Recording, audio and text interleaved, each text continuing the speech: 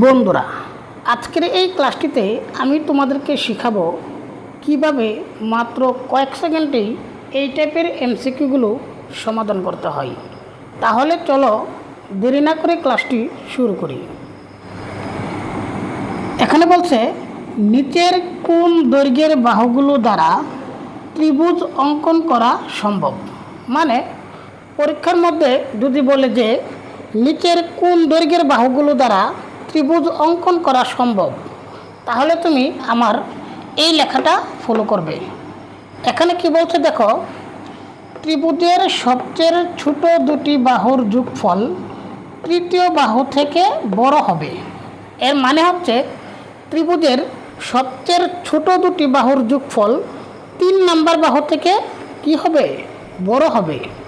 এখানে দেখো একটা বাহু হচ্ছে 2 সেন্টিমিটার, 3 সেন্টিমিটার, 6 সেন্টিমিটার।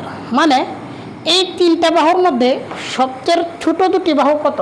একটা হচ্ছে 2, একটা হচ্ছে 3। তাহলে 2 আর 3 যোগ করলে কত? 5।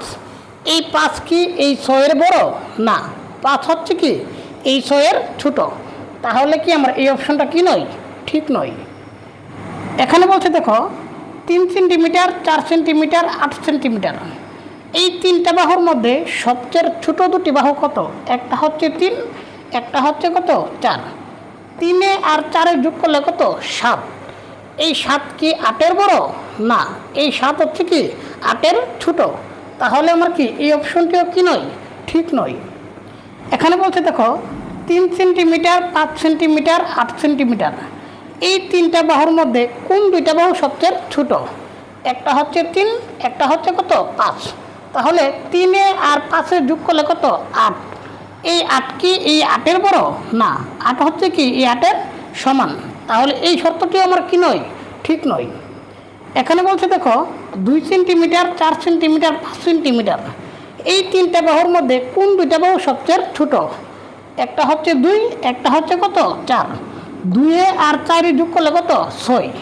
এই 6 কি এই 5 এর বড়? হ্যাঁ, 6 কি এই 5 এর বড়। তাহলে কি আমার এই অপশনটা কি সঠিক। আশা করি সকলেই ক্লাসটি খুব সুন্দরভাবে বুঝতে পেরেছ।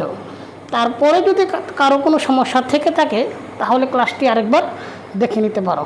ধন্যবাদ।